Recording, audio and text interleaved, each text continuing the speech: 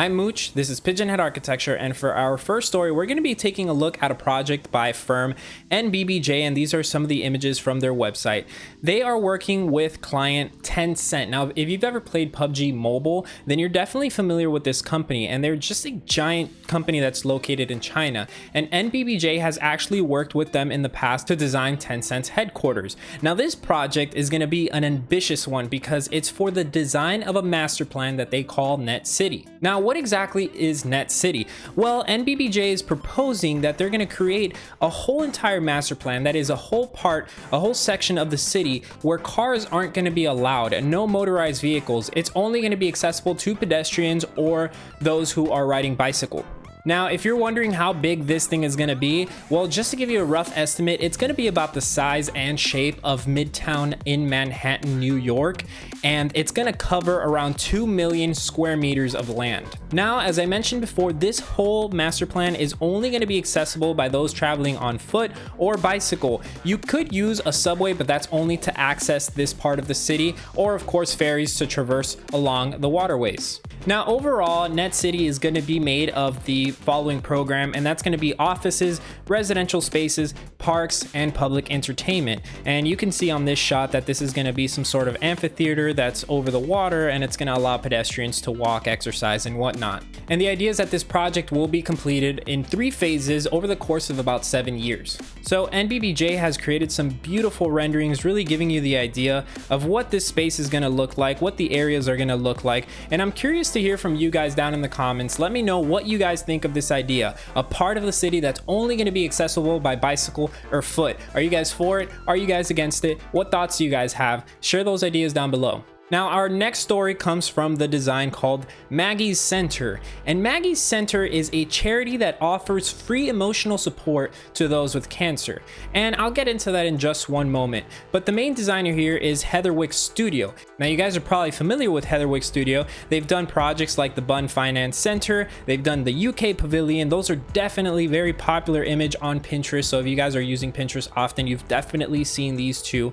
And of course, one of the newer projects would be the Vessel in New York. Now, this project is located in the UK, in Leeds to be more specific, and the idea is that they could use design to make people feel better. For those of us who studied architecture and are involved in design overall, we understand that bad design can make people feel bad and good design can make people feel better. So that is the overall concept of this space. Now, if we look at the site plan, we can make out that there is a bunch of landscape surrounding these 3 main volumes, and in the center of these 3 volumes, there is some sort of area in the middle, and I'll get into that in just one moment, but I want you to keep that in mind. The project is made up of 3 essential elements. We have the structure that's made out of prefabricated, sustainably sourced wood, a lot of vegetation on the exterior, and also making up the exterior of these cores is lime plaster, which is naturally porous and allows humidity to enter the space because this building is actually naturally ventilated.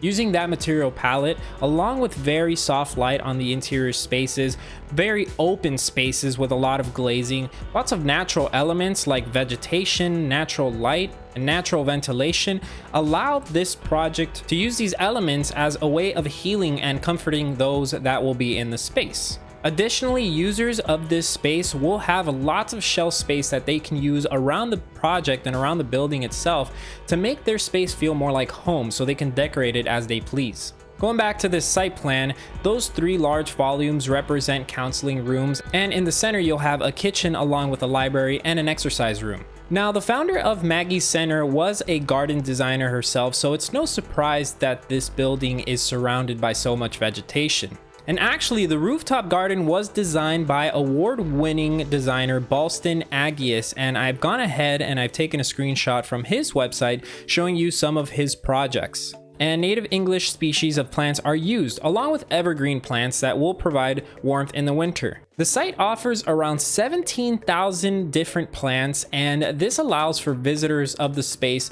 to care for them and engage with the collection of plants that are found on the site. And this, of course, was inspired by Maggie Keswick and her love of gardening. I'd love for you guys to also leave a comment down below letting me know what you think overall of the design of this project and of all the other elements that are found within it. Let me know if you guys were inspired by it and other ideas that you may have. Our next design is a really unique and interesting one, and it's called Skigard Hyatt, and it is the design of a cabin that's located on a mountain in Norway. This project was designed by Mork Olms, and it's made entirely of wood. It's a 145 square meter house that sits about 1.5 meters off the ground.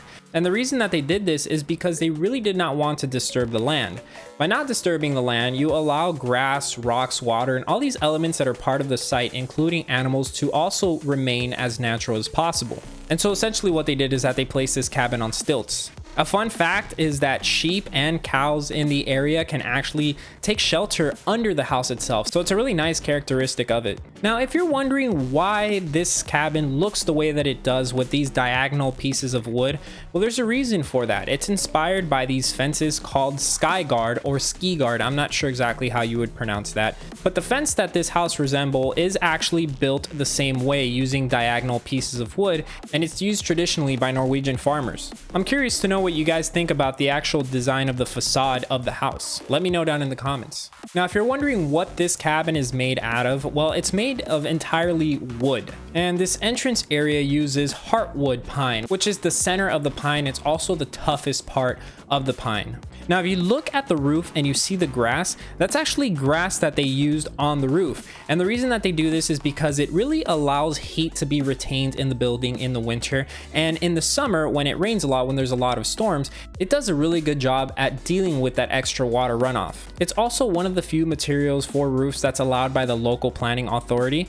And the grass that's on top is reminiscent of traditional sod roofs. Now, beside wood, there is glazing, of course, as you can see, and this glazing is a triple layer argon insulating glazing. And what argon is, it's a gas that they put between the panels of glass that works as a buffer so that heat stays where it needs to stay, basically speaking. In other words, it works as insulation. The walls of this house are also around 8 inches thick, so according to the designers and the architects, there really is no issue with insulation in this house. You can see that inside the space you have beautiful views to the exterior, lots of views, and that's because of the floor to ceiling glazing that is about 6 meters in length, paired with the spacious feeling of the double height ceiling that's found inside the house. It's incredible. Now, the goal of this firm was to use as much wood as possible, and that's basically because they were inspired by Norwegian culture, which has a long history of using wood as its main building material, including the at least 1,000-year-old wooden stave churches that still stand today. Now, if you head over to their website, you'll actually find a little video on this cabin, and I really recommend you guys check it out. Our next project is a really cool one. It looks like something designed by Moshe Safdie, as I mentioned in my other video, Habitat 67. But this is actually a project that's designed by Firm, and bear with me here, Olalu and Choi. How did I do with that pronunciation? Anyway, this is for the 2020 Expo in Dubai. So as you guessed it, this project is located in Dubai, or will be located in Dubai, because it plans to open in 2020. Now, unfortunately, because everything that's been happening lately, the Expo has been postponed until next year. So I don't think we won't be able to access this project this year. Now, what exactly is this project? Well, it's a pavilion, and the pavilion is made up of this basic element of an interior courtyard with a spiral ramp that leads you to the top, and it's surrounded by rammed earth. If you're wondering what rammed earth is, we'll get into that in just one moment. But this project will be around 33 meters tall with an area of about 4,000 square meters. It's going to be the largest of its kind. And here's a shot of that interior courtyard that shows you the natural light that's going to be entering the space, the circulation that's going to happen within it, and then these little pockets of exterior views that you will be able to access as you're going up the circulation.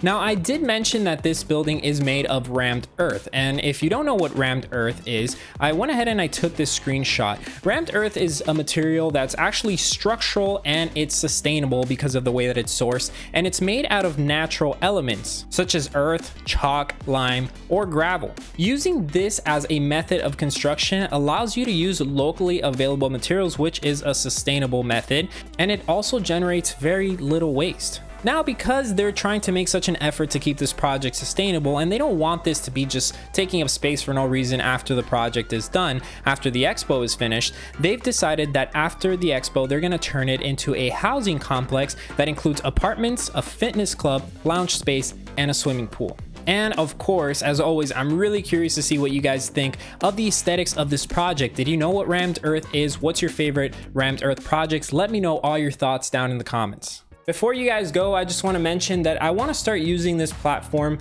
aside from educating you guys as I do in my other videos, or entertaining as you can see in some of these other videos.